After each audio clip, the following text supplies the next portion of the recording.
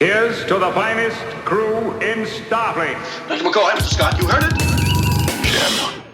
Captain James T. Kirk of the USS Enterprise. Captain James T. Kirk of the USS Enterprise. Welcome to Greatest Trek, This Old Enterprise.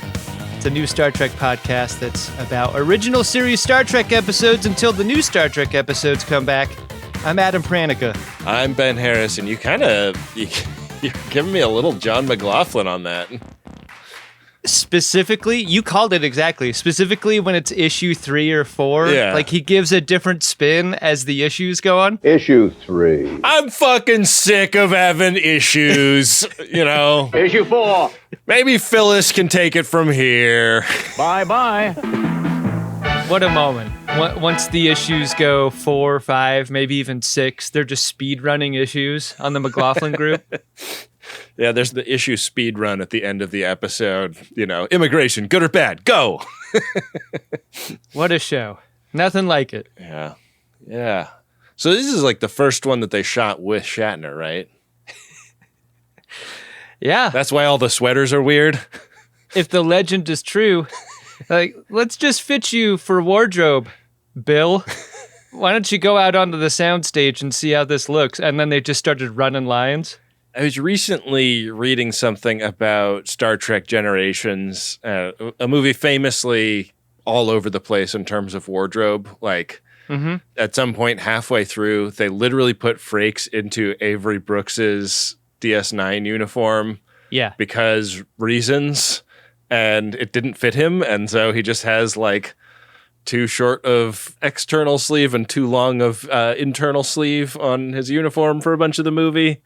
Is there anything more irritating than that sleeve disparity you get when, just to speak personally, I recently got a shirt that was too long to go underneath a suit jacket. Yeah. And I'm constantly going into my own sleeves to pull up those sleeves so that they aren't shot out 5 inches from the bottom of my jacket. It makes me want to blow my brains out when that happens. It is the worst. And it's like if only I had known about this 2 weeks ago, I could have done something about it. But now here I am pulling sleeve material up into my jacket and contemplating the coming of death. Dressing up is for the night of. You don't think about it until it happens.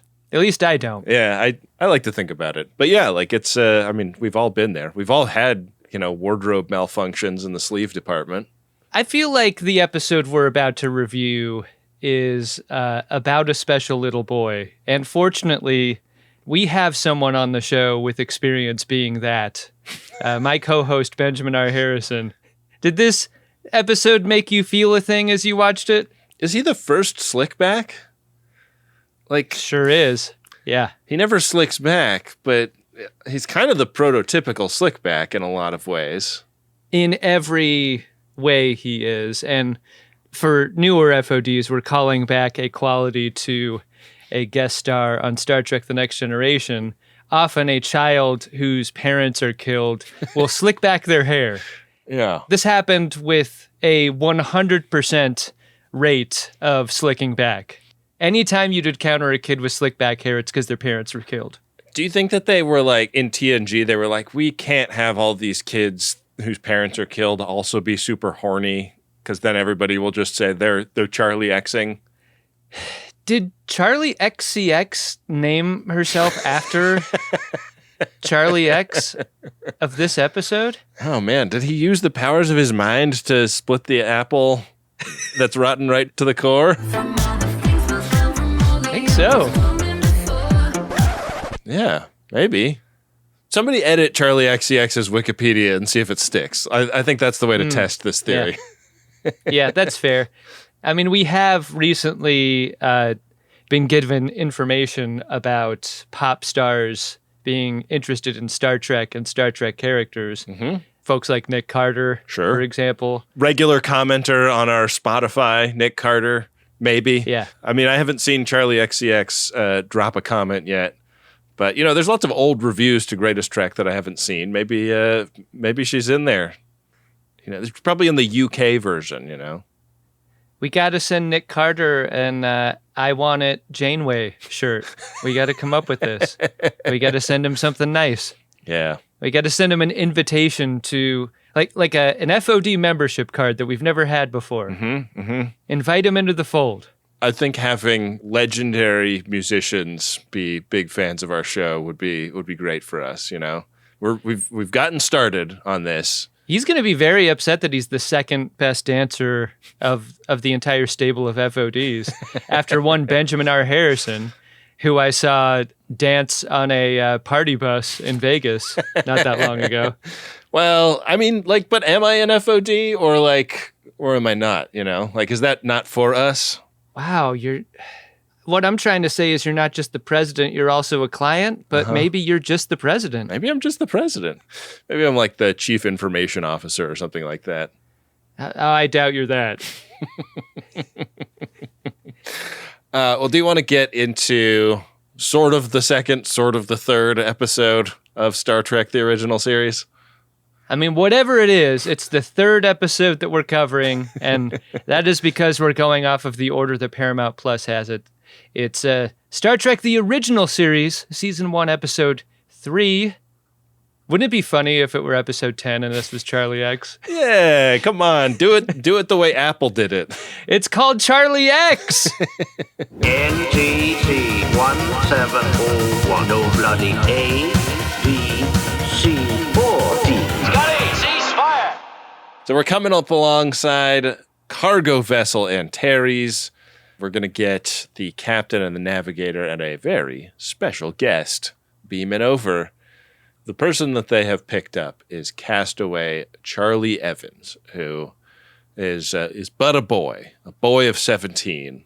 He's getting introduced to Captain Kirk by these dudes from the starship Antares, who are yeah, here's Charlie, here he is. And then there's this weird pregnant pause, and they're like, anyways, great guy, you're going to love having him aboard. We sure have. And they're falling all over themselves to talk about what a fucking great dude Charlie has been. Also, almost talking over their shoulders as they hop back up on the transporter pad to leave. They do not want to stick around. They're doing a Harry and the Hendersons here. They're throwing rocks at Charlie Evans, telling him to get out of there. Get the hell out of here. Go on, get! We don't want you here anymore on our incredibly ugly supply ship. Oh, man. Oh, I'm so glad we live on the inside of it instead of having to look at it from the outside. Holy moly, Ben. Is this the ugliest starship you've ever seen? This thing is rough. I mean, presumably Starfleet had a lot of these sitting around in dry dock when, when Wolf 359 happened. What was stopping them from just remote warping these at Borg cubes? I mean, no one's going to miss a ship like this. Exactly. They are of no historical value, aesthetic value. Probably they aren't fast enough to be of any practical value anymore, but warping them at a Borg's, do it. Ugly as fuck. And Charlie seems to be relieved to be off of it. Mm-hmm. Very excited to be aboard a ship with 428 souls. We learned that he has basically been alone his whole life. He was marooned on this planet. We're basically prepared for this guy will have no social skills because he has not been around people for the entire formative part of his life. You and I both know, at least I hope you know, Daron is 3 at the moment of this recording. And oh, shit. I wonder... I gotta go. If Daron were marooned on a planet and had nothing but an iPhone doing Duolingo shit at him, how would that go? Because that's effectively the story of Charlie Evans. Charlie Evans from the age of 3, just learning shit from the ship's crashed computer core and having conversations with it. Yeah. I mean, I know a lot of 3-year-olds because they go to preschool with Daron. You're the only host of the show that could say that. I think most 3-year-olds probably could raise themselves on Duolingo. Not Daron. Come on. Is it a compliment or a put down of Daron? I'm trying to puzzle this out. I don't think he could do it. 17-year-old Daron gets beamed up to Enterprise and he's like, garbage truck, garbage truck, garbage truck. Do you have any magnetically attaching train cars for me to play with? He's beamed up shirtless also. Like, damn, kid hasn't worn a shirt in 14 years. Yeah. One really exciting thing that happens for Charlie is the door swishes open and it's a babe. Swing, swing, tent pole. Yeoman Rand is there, and Charlie is like never actually encountered a girl. He's read about them in books apparently, but this is a big deal for him. Big deal is the remastered version of TOS. Previously, this moment was just played for the reaction of a 17-year-old to the comely Yeoman Rand. Now the fidelity is so sharp. Mm-hmm. Every pixel so perfectly in focus. When you see Charlie Evans's pants, Ben, you can see it move. Yeah, you can see a lot. Is that a girl? That's a girl. He's in sick bay in the next scene, and he's a weird, like, monoliths in the up, like, high on the wall. He's like on a bio bed with his feet facing the wall, like bike pedaling these monoliths into the wall. I love the futurism that goes like, we're going to do the same thing in the future, just at a different angle. Uh-huh. Like, this leg workout exists today, but we're going to stick things up on the ceiling. Yeah. Is this the equivalent of when you go into a doctor's office and they like put like a breather in your mouth and make you run on a treadmill to get a sense of how well you like process oxygen or whatever? Yeah, there's a little burble inside, a little ping pong ball you got to keep blowing up. Yeah. That's part of it too, right? There's some questions about how this went. Like, how did Charlie eat? He was like alone. There wasn't enough food on this ship to survive on for 14 years. The only person he had to talk to was ship's computer. Seems weird. I mean, no one thinks to scrutinize whether or not there were other birdies on the crash ship. Birdies that you could then eat once they were burned and scorched, right? Come on, his name is Charlie Evans, not Charlie Donner. Right. The questions don't just go in one direction. After McCoy gives Charlie a clean bill of health, Charlie's got some questions for McCoy too. He gives him the old-timiest bill of clean health, though. He says he's sound of wind and limb. Yeah. That is some country-ass doctoring right there. Holy fucking shit. I would love to have a doctor that said that to me. I would be amazed if my doctor would know what a copay is if they spoke like that. The thing about Charlie's questions to McCoy is they sound a little too much like dialogue from Boogie Nights, where Scotty's just kind of really concerned about whether or not Dirk likes him or not. Do you like me? Yeah, I like you, Scotty. Can I kiss you? Scotty, I don't... Please, can I kiss you on the mouth? No! Please let me. I think a little later Scotty's gonna think he's a fucking idiot. Yeah. There's a weird discontinuity here, right? Because Charlie is saying that they didn't like him on that other ship, and it's like, we just saw those guys. They were head over heels for you, man. Like they were saying they wish they could take you with them. Yeah, it's confusing for Charlie because he doesn't know about sarcasm or yeah, the ship's computer that he was with was kind of a straight shooter, you know. Like with the Ramparts Captain and XO in that previous scene going, oh yeah, Charlie's great. You're really never gonna get tired of this kid. Anyway. It would be a great idea to let him walk around the ship alone, which he does in the next scene. He sees a lot of like maintenance getting done. I kind of thought he was just bending over to see what that guy was packing in his pants, but he was bending over to see what hole he was running that PEX tubing through. It's an interesting number of scenes where he's moving through the corridors, watching people work, how little regard any of the workers give him, because he's unusual to have on this ship, right? Like, not only does no one know who he is actually, but like a young person is not on Enterprise. Yeah, this is before they started putting families on starships, and people just seem to just take it as, oh yeah, it's a given. There's a 17-year-old watching me do my job, huh? Yeah. He sees Yeoman Rand again, and he gives her a little gift, and it's this little green glass, looked like maybe like perfume or something, and she's like really excited about this. Can't believe that he got it. Can't imagine where he got it, but it's her favorite, and this kind of comes and goes without much exploration. It's just a strange little thing. Before he goes, they do make some plans for later, and then Charlie gives Yeoman Rand a sturdy slap on the ass before leaving. This is a thing that he witnessed in a previous moment where he was observing some friends doing friend stuff, and I guess when you're friends on a starship, you will occasionally slap them on the ass. I mean, if you're in maintenance, you know. The ass slap of friendship is what he saw. Yeah. She explains that this is not something you're supposed to do, and if you're curious about why, you can maybe ask Captain Kirk or Dr. McCoy about that. Do you think at this point Yeoman Rand knows Charlie's backstory? Because they talk about backstory in the transporter room before she appears. I just feel like she is so patient with this dude, with a sort of understanding that this guy is a total Lenny about all sorts of things. Like, I was kind of impressed with her patience, to be honest. It's okay, but just don't do it again. It was an extremely kind act by her to not just explode at him for this, like, totally uncalled for physical contact. And good for her for knowing that, like, she's not exactly the right person to give ass-slapping lessons to anyone. For that, she would refer Charlie to Kirk and McCoy. Yeah.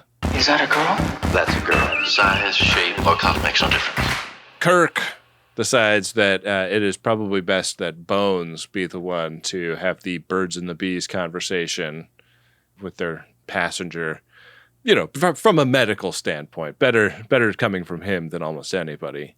But this kid's 17. He's got 17-year-old stuff happening to his body that he might not necessarily understand if he has the mentality of a 3-year-old. Maybe break it to this kid easy that he's going through changes. Talk a little bit in this scene about the planet he was on, Thasus. And there's a sort of legend of Thasians who live there. Yeah. And that maybe these Thasians were what helped Charlie survive alone on this planet, because doesn't it seem a little far-fetched that a 3-year-old could make it as the sole survivor of a crashed starship? Spock is like, there's no way they didn't survive, because if the Thasians aren't around, Charlie would be dead. Like, I just don't buy it. Like, maybe a Vulcan 3-year-old, definitely not a human 3-year-old. Charlie can barely make it on Enterprise with all of our resources. He's an idiot. He needs Thasian help. There's pushback on the Bones having the birds and bees conversation, and I feel like the theme of the episode is basically everybody aboard the ship would like Kirk to take on a more fatherly role with Charlie and teach him the ropes a little bit. No pun intended. And Kirk is just not wanting to play Papa to a slickback. I mean, this begins a long line of captains not feeling comfortable around children, right? It really does. Yeah, theme established early. Yeah. So we go down to the recreation room. Crowded in there. Like, this looks like a fun hang. You know? This is why back when I had a gym membership, I like to go during the off hours, you know? Like, I don't like to go when it's rush hour at the gym. Yeah. It sucks. You're not there to, like, see and be seen. I'm not there to wait for the fucking machine, you know? Yeah. It's tough because, like, if you're trying to do some reps on your harp and somebody's doing some reps on their vocal instrument, those two workouts can be in conflict with each other. Yeah. Two things that are harmonizing utterly in this scene, Ben, in the recreation room. Spock's lute playing and Uhura's song. Yeah. Oh, on the Starship Enterprise, there's someone who's in Satan's guise. He accompanies Uhura in a song about, like, space ribaldry and, like, the devil. Shit. I was kind of surprised to hear the devil get a name check in this, but everybody loves this jam. If you were a horny basketball player, could someone call you a ribble dribbler? Yeah, I think they probably could call you that. Okay. Just wanted to clear that up. Charlie comes in and gets like it's not like a second verse of the song. It's like a remix of the song about Charlie and how he desperately wants to fuck Yeoman Rand. He's saving it for you. Like Uhura has picked up on that whole situation and put it to verse. It's like Scotty doesn't know from Eurotrip, except Yeoman Rand is central to the song lyrics. Yeah. If in Eurotrip the main guy could give Matt Damon an evil look and Matt Damon's voice could fail. Yeah. How about Nichelle Nichols doing the choke on your own voice take here? I don't know. This made me feel a thing. You know how sometimes when you see another person yawn, it makes you yawn? Mm-hmm. I kind of choked when I saw Uhura choke here. Wow.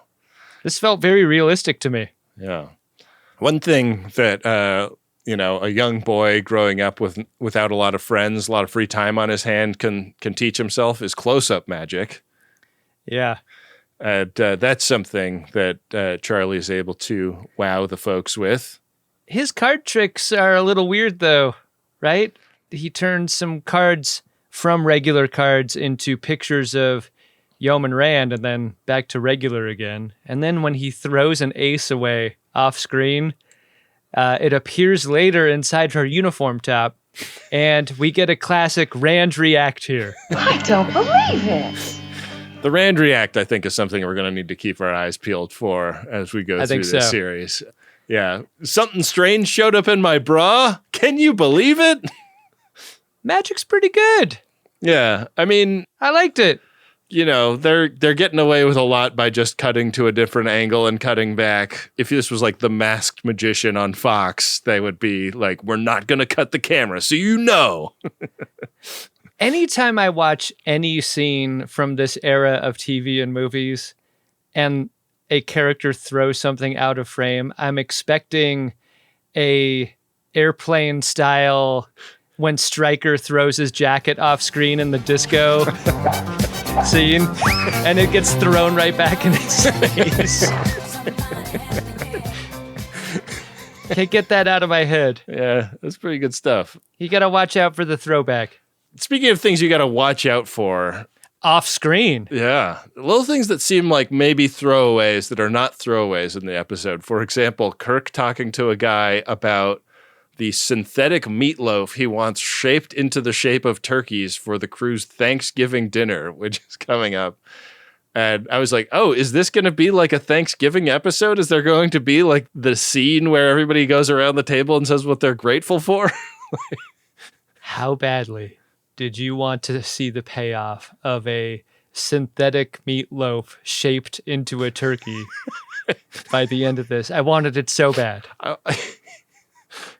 wanted Spock like raising an eyebrow going, a gravy boat, you say?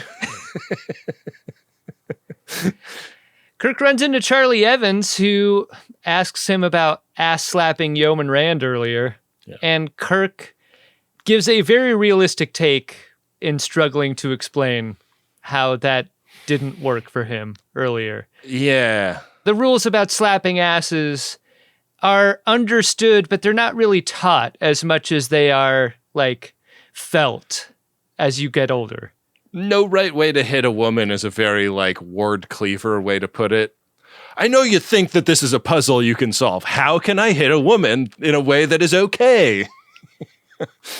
But as an expression of affection, this idiot kid saw friends do this before in a corridor and did it to Yeoman Rand in a way that, like, I think it's gender-free in the ass slapping. He's just trying to do a friendly thing that familiar people do with other familiar people. Right. If he'd seen them shaking hands, he would have done that. He's like, yes. This is the way these people greet each other. This is the like cultural norm that I'm trying to adhere to. Absolutely. And Kirk is a little tongue-tied trying to like explain why that's not in fact the norm. Cannot wait for you to have this conversation with Daron at some point. Yeah.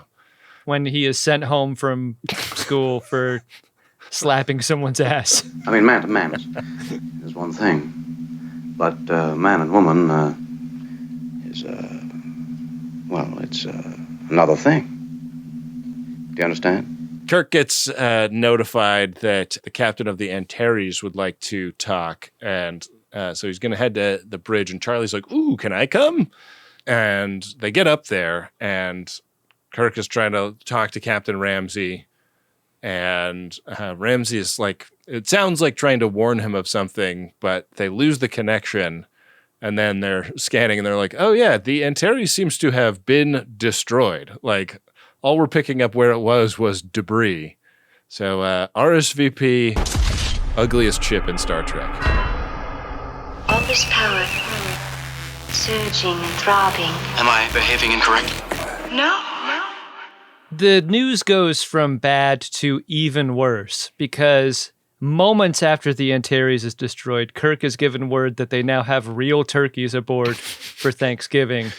Possibly the worst thing anyone could hear. This is probably something that you go straight to the captain with, right? Sir, I put meatloaf in the ovens. There's turkeys in there now. Real turkeys. Yeah.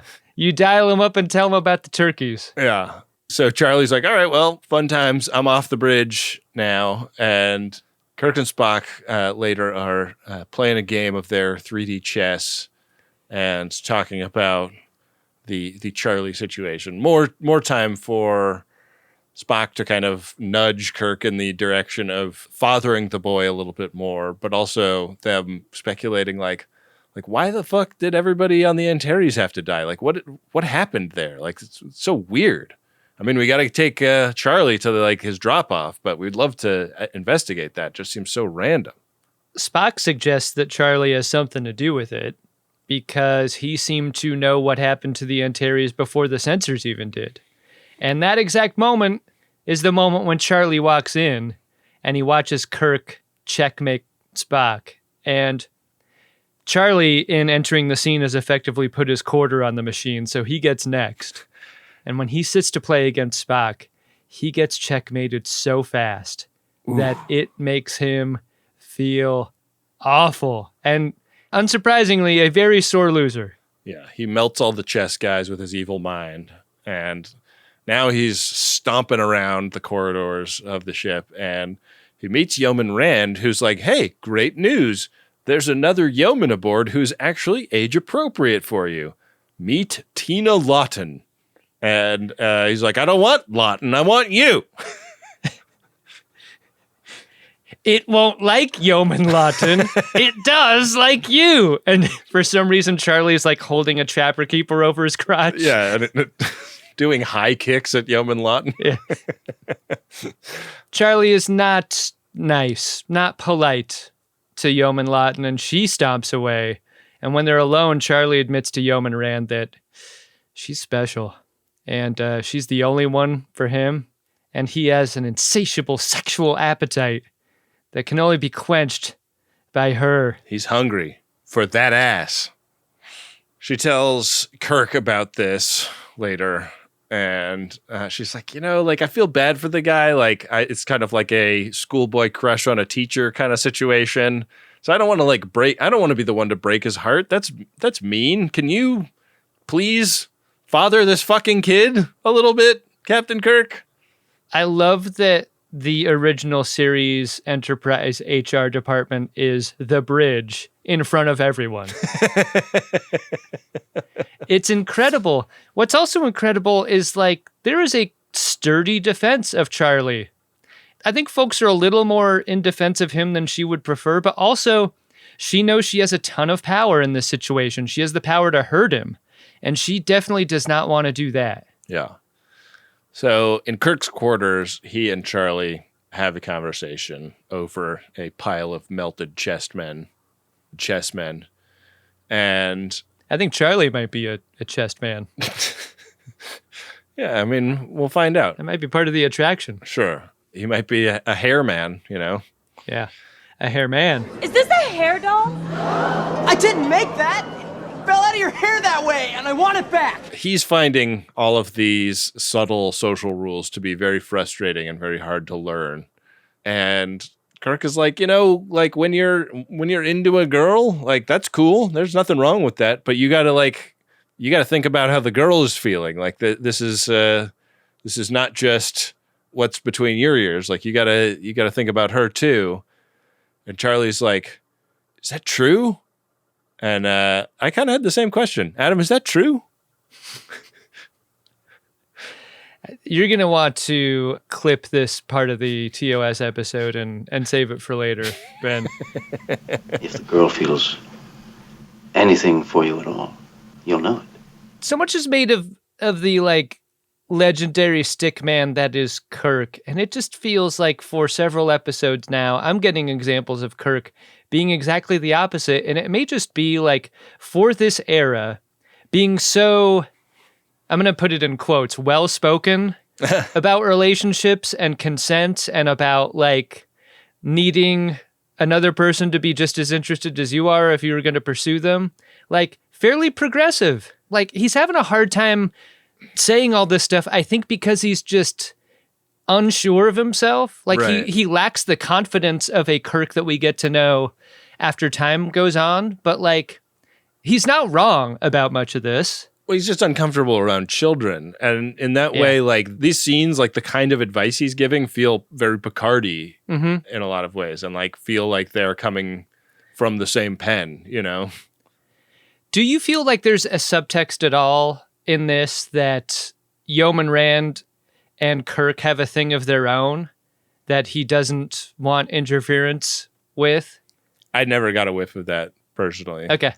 I mean, maybe I'm missing something big. That might be my own projection based on reputation of Kirk. Like, of course he would want to remove all opposition to a sexual conquest. Right. But we have no evidence that that's the case.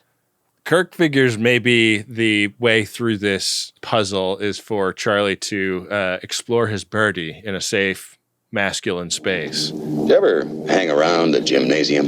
And so they put on some paunchy ass tights and go down to the gym aboard the ship so that Kirk can show, like, some shoulder roll techniques and some falling over techniques to him. Have you ever seen this cosplay at a convention? I'd never have. Shocked to say no. I feel like this is such a fun idea for a cosplay, and I've never seen anyone do it. At Prada Cabana especially. Yeah. Like, this seems like a rockable ass outfit. It does. It's definitely some rockable ass nuck. Yeah, you're definitely going to see stills of this in our Nuck of the Month column. Holy moly. So Charlie's like, I thought you were going to teach me how to fight, and you're just teaching me how to fall over. And Kirk is like, well, part of fighting is, like, controlling your falls because you're going to fall. Is this metaphor, Ben? The idea of being in a struggle and being able to accept, you know, falling down / failing. Let me just feed that into the computer and double check. Yeah, that checks out. I think you might be right about that. Okay. So Kirk knocks Charlie on his fucking ass, and this other guy, Sam, that's hanging out with them, starts laughing at him. Charlie does not like being laughed at when he has fallen down and gone boom. And he makes Sam disappear with his mind. When Kirk calls two people from security in there, you can tell they were caught off guard because they are wearing mismatched pants. Like, one of them just pulled on pants that were nearby, not uniform pants, like the other one has. Right. Oh, shit. Fuck. Charlie makes quick work of these guys, but at least he doesn't disappear them, only their phasers. Right. This is, like, very shocking. Like, Charlie can't explain what has happened, and Kirk can't really put into words the question of what the fuck is going on, even. But he tells Charlie that he better fucking go back to his room with these security guys and not kill anybody else. Go to your quarters or I'll pick you up and carry you there. And then they have a Curb Your Enthusiasm style stare down until he goes. Yeah, if a Curb Your Enthusiasm style stare down included, like, the most fucking peak drama lighting of all time. Okay. I like this a ton. I love how these faces are spotlit into the eyes. Yeah, really good. This bag does not contain platinum, silver, or gold. I must find it. Hi, sir. I'm Captain James E. Kirk. Kirk unit. Kirk unit. Uhura reports over the radio that all hand weapons aboard the ship have disappeared. I was immediately wondering how they're going to finish off the mashed potatoes for the big Thanksgiving dinner that's coming up at the end of the episode. Amazing. Yeah, can't do it. You're going in there with hands. You're kneading the potatoes. In the briefing room, a McLaughlin group with Kirk, Spock, and McCoy pops off. Issue 1. And they talk more about the legend of the Thasians and their rumored powers. But is Charlie a human or Thasian? McCoy rules out the Thasian thing right away. He's like, this kid's obviously human. He's just an idiot. Yeah. But even though he is both of those things, Spock is not sympathetic to anyone who would be responsible for destroying the Antares, no matter how ugly that ship is. One of the most interesting moments in this whole episode to me was McCoy specifically saying, like, his toes and fingers are just like humans. So, unless the Thasians, followed an amazing evolutionary path that made them look just like us. And I was like, no mention of forehead? Because that, for me, seems like the main area in which species in the galaxy differentiate each other. But they don't know that yet. They don't know that yet. They haven't really designed many aliens so far. All we know about Charlie at this point is that he combs his bangs over that forehead in such a way that may obscure something underneath. Yeah, it could be. And that thing is large, by the way. Hey, Charlie, why the long face? His head is a real upside down pear situation. Yeah. Again, Spock and McCoy are like, Kirk, you got to fucking alpha this guy. You gotta be in there, Captain Daddy. Especially because he seems to be the only one Charlie respects. Like, everyone has seen these interactions. Yeah. And they're starting to be pretty scared because if this guy can blink somebody out with his mind and potentially remote destroy the starship Antares after they've presumably been warping in the opposite direction of it for a long time, he's pretty fucking dangerous. So he comes in and immediately Kirk asks him about what happened to the Antares, and he cops to it. After he admits destroying the Antares, the question is in the air. If you would destroy an ugly ship like the Antares, what would you do to a beautiful ship like Enterprise and all of us? And what Charlie says is, I don't know. Yeah. And that doesn't inspire confidence at all. No, pretty upsetting sort of Damocles hanging over them. I mean, at least Charlie is aboard. Presumably he won't destroy the ship as long as he's here. Yeah, because it would kill him also. Yeah. Kirk wants to talk to the governor of Earth Colony 5, where they're headed. And this is they're dropping him off at Earth Colony 5 because that's where his closest known relatives are living. And so Uhura's going to dial the phone for this guy, but her radio explodes right in her face. And now the helm is locked in.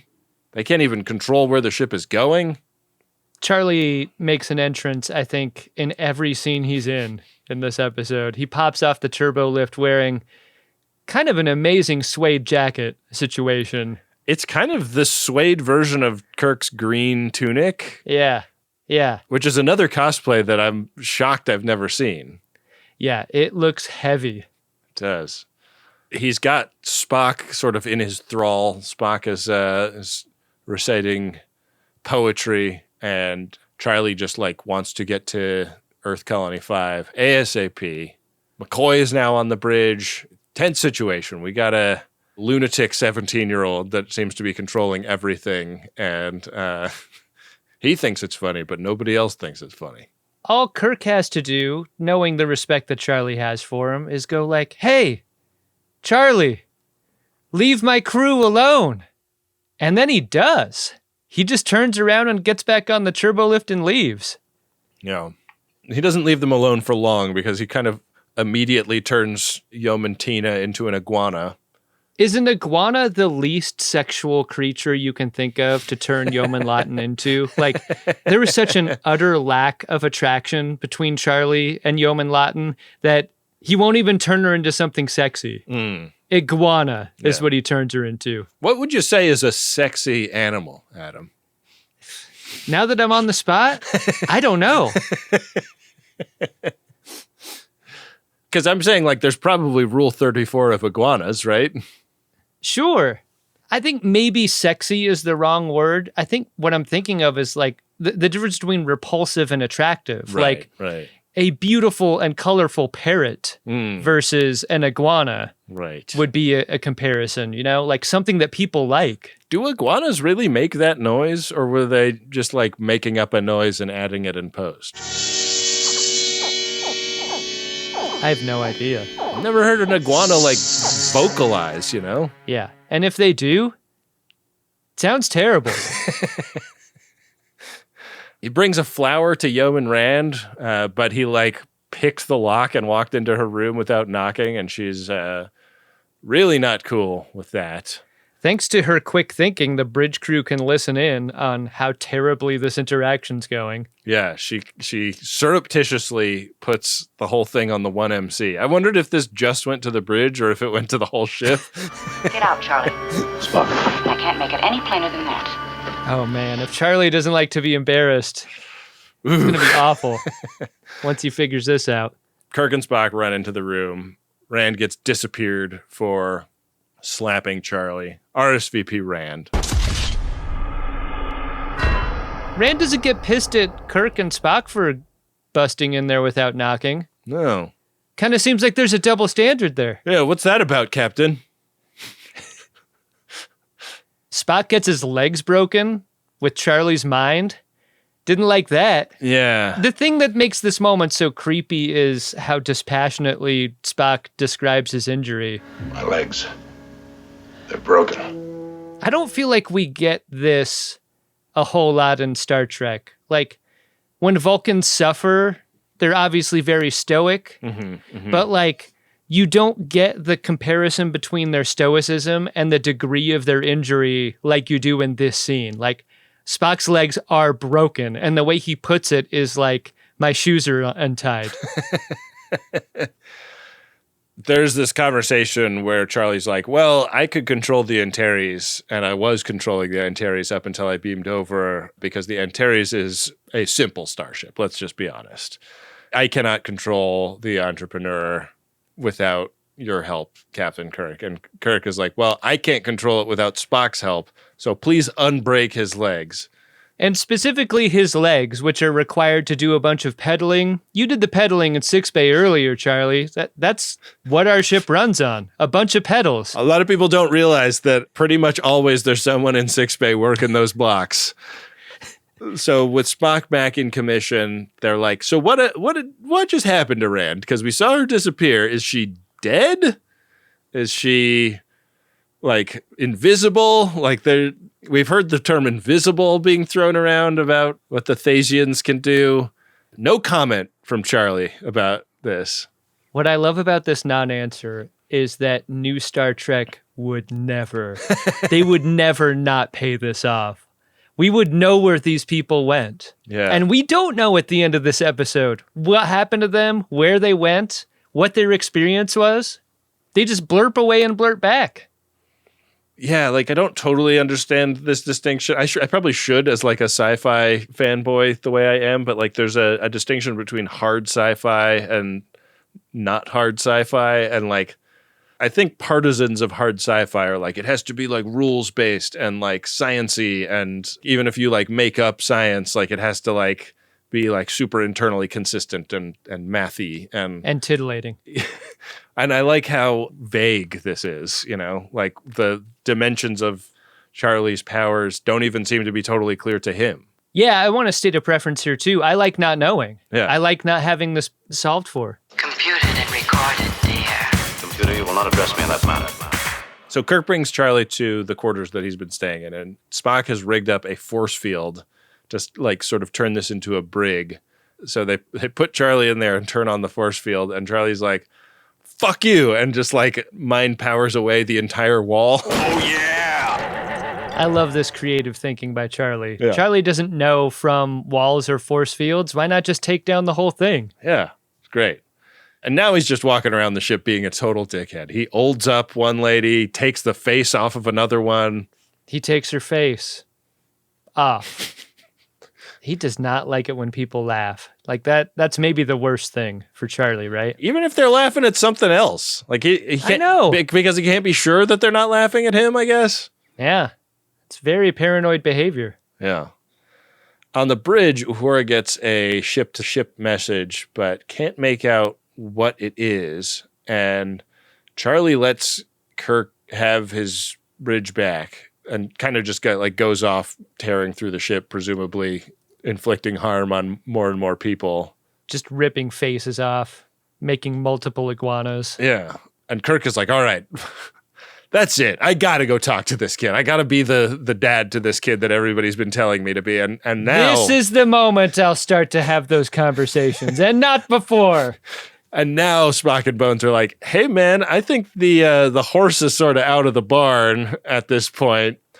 He has clearly gone off the deep end and is using his powers for the most chaotic of reasons. I don't know if that's such a good idea, but maybe we can tax his power by turning on every circuit on the ship, because he's trying to control the ship with his mind. So if every single function the ship has is going, maybe he won't be able to imagine people into non-existence anymore. This pays off the line of dialogue we heard earlier about the Antares being a simple ship to control and Enterprise being more complex. And its complexity means that he's overtaxed. And in that overtaxedness, maybe they could sedate him? That plan goes from conversation to happening pretty much immediately, right? Yeah, Spock and McCoy get to be like the 8-year-old of the elevator that is the bridge and just push every single fucking button. I love that. Kirk is like getting ready to get in a Kirk fight with Charlie, but Charlie can still inflict a little bit of pain. He can't make Kirk disappear, but he can mind pain him. But they get enough things on that Charlie loses his ability to control the helm. And with helm control back, they also seem to get comms back. And a Thasian ship hails them. This thing pulls up. It's just like some glowy green shit. It doesn't even seem to have like a corporeal form. If you take off enough of its crew members, at what point do you cease to be a ship of Thasus? Ben? Oh, if you replace all of the different green glowy bits. Yeah, that's what I'm getting at. Fuck. It's heavy shit. Or is it the lightest thing there is? Could be any of those things. You know what? A lot of people think we're the comedy Star Trek podcast, but what people don't realize is we're also the smart Star Trek podcast.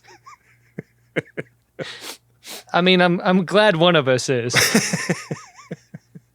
Yeoman Rand is brought back to corporeal form in her nightgown, and a giant green head of an old man shows up, super fucking pissed over there in the corner of the bridge.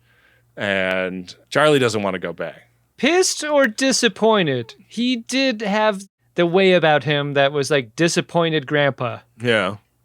I mean, disappointed grandpa says he's not mad, he's disappointed. But let's be honest. That's true. Yeah.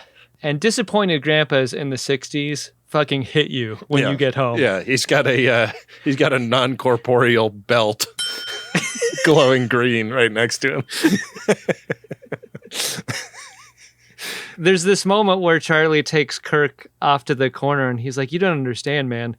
Like sometimes I'll get home and this green-faced grandpa will just set up a green wrench, a green belt, and what's the third thing? A green gun? Go pick a green switch. Yeah. Why'd you pick the wrench? 'Cause fuck green grandpa, that's why. Ho, ho, ho, green grandpa. Is that a thing? Yeah, I think so. That's a t-shirt. This is a new show. We're trying stuff out. Yeah. So Green Grandpa explains, we pushed the magic alien undo button, and that everybody that got turned into iguanas or had their face taken is back to normal. You sure hope so. Charlie tries to apologize. He's like, I don't want to go with them. They suck. You guys are way better. You're a lot like I was angry at you guys, but ultimately you're more fun than the green dudes.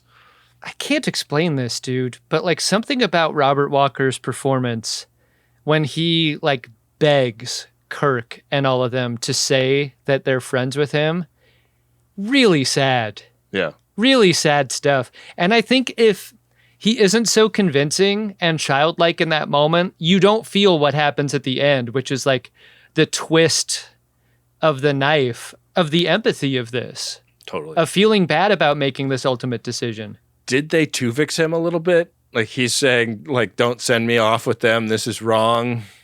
Yeah. Yeah. But the Thasians don't trust him with the power that they've given him. Like, they're like, he wouldn't have survived if we hadn't given him this power, but he can't just go into your feeble human society with all this power. He's never going to wield it properly. Kirk only has a moment to make his case about, like, look, we could give him some guidance and an education and maybe some summer camp fling so he's not so weird about girls. Trust me, Green Grandpa, one panty raid and this guy's whole deal is going to be a lot better. Green Grandpa is positive that they would hate each other. Yeah.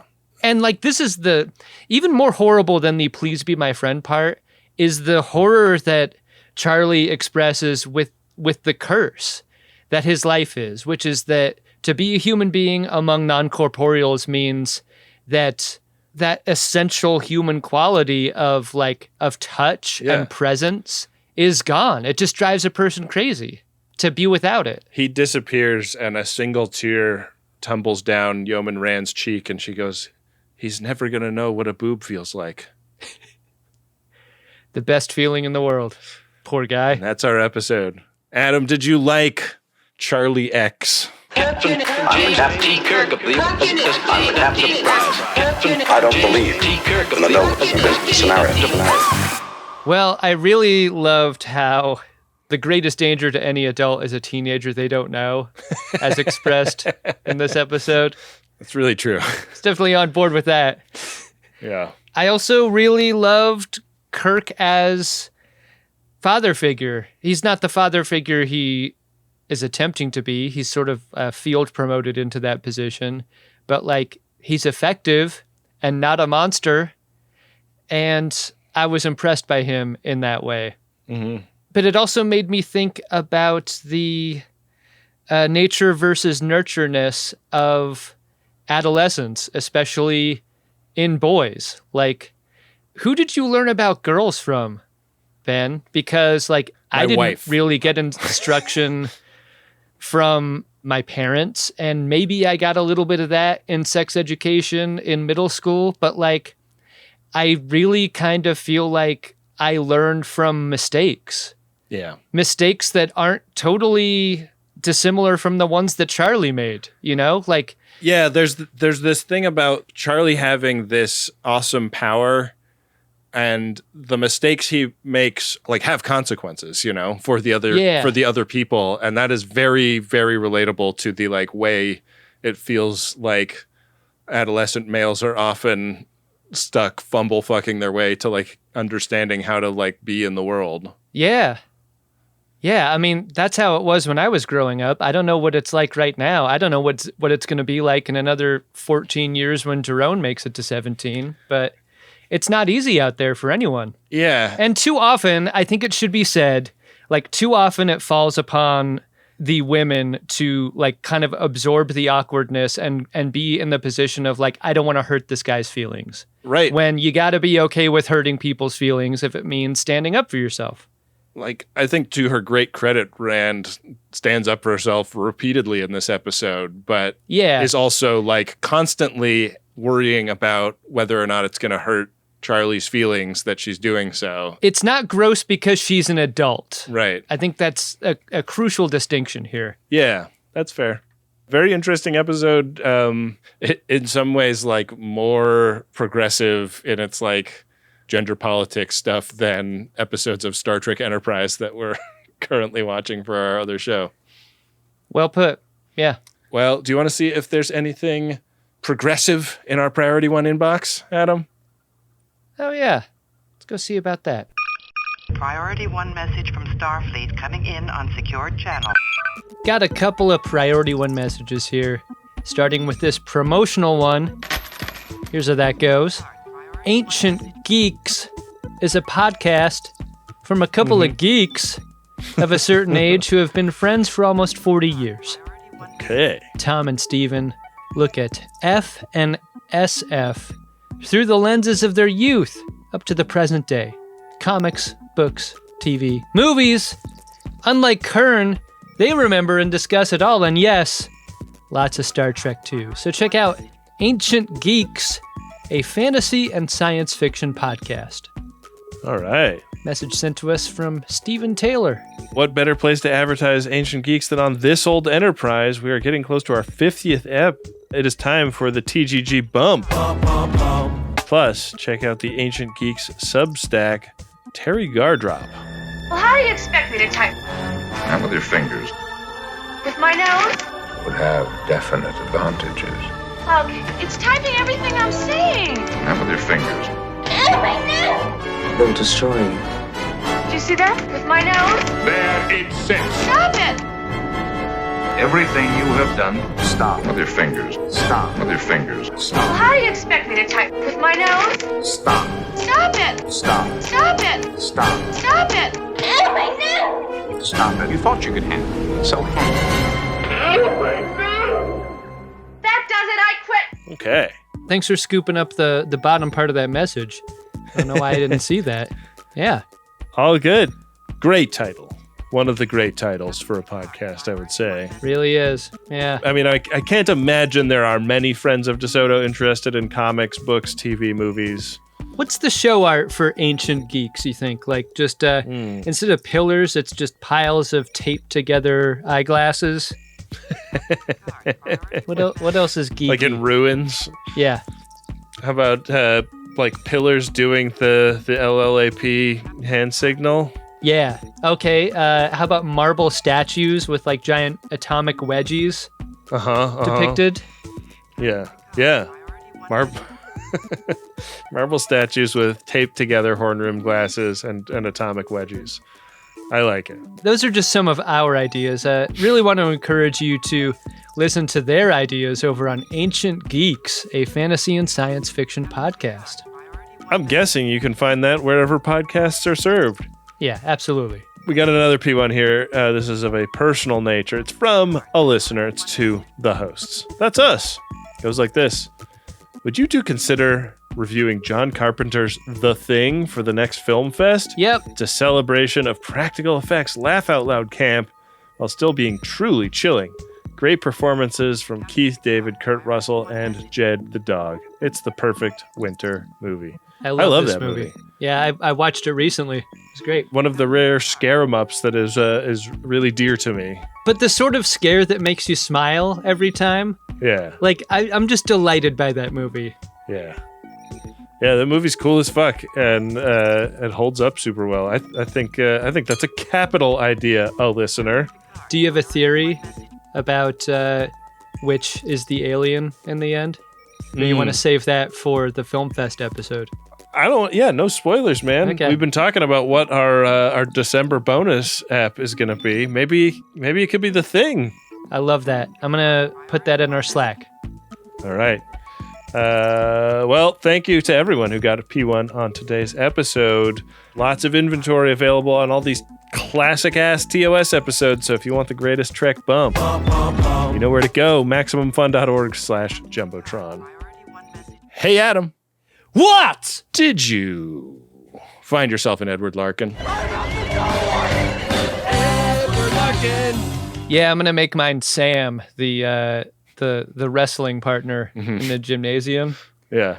I mean, when you go to the gym, I think part of the expectation is you're spotting where necessary. You're cleaning up the equipment where someone has sweat on it and not cleaned it up for themselves. Yeah, you gotta have that little towel. Fucking assholes. And where possible, you'll get thrown around a little bit if a captain figure is trying to teach a 17-year-old how to take a bump. Sure. And I loved how enthusiastic Sam was about innocently wandering into this lesson and getting disappeared for his trouble.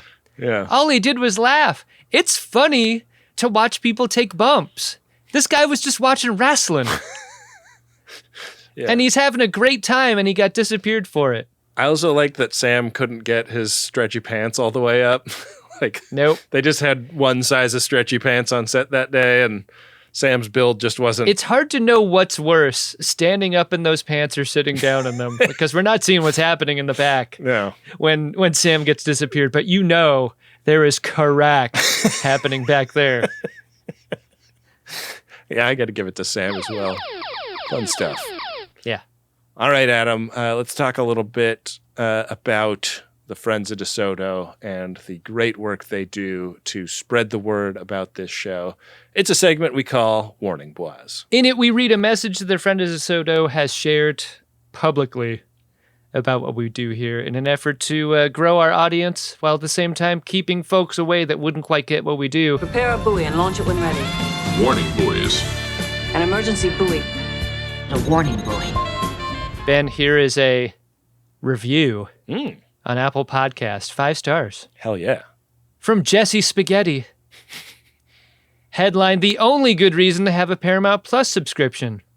Message goes on, the fact that new Trek gets covered on this show is the only reason my household begrudgingly continues to give Paramount money every month. Ben and Adam's pods are that good, so thanks, guys. Sorry, Jesse Spaghetti. Very cutting in a direction away from us, fortunately. Yeah.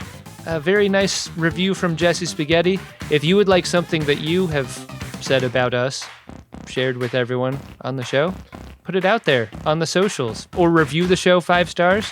Maybe we'll read it. Yeah. And with that, we are going to leave the rest of the episode in the capable hands of our producer, Wynde Priddy. Take it away, Wynde. Greatest Trek is an expert Shimoda podcast on the Maximum Fun Network. It's hosted by Ben Harrison and Adam Pranica, and it's produced and edited by Wynde Priddy. We'll be back next week with a brand new review of Star Trek The Original Series. The episode is called Where No Man Has Gone Before. Kirk's longtime friend Gary Mitchell begins mutating into a godlike entity disdainful of the mortals around him. Until then, we want to thank all the mortals who are contributing monthly to help keep this show going. Setting up a membership is easy at MaximumFun.org/join, and we really appreciate your support. Thanks to Adam Ragusea for composing the theme music, and thanks to Rob Adler and Bill Tilley for working on the @GreatestTrek social media pages that you can find and follow online. Be sure to use the hashtag #GreatestTrek when you post about the show. Thanks for listening. We'll see you next week on Greatest Trek. Maximum Fun, a worker-owned network of artist-owned shows supported directly by you.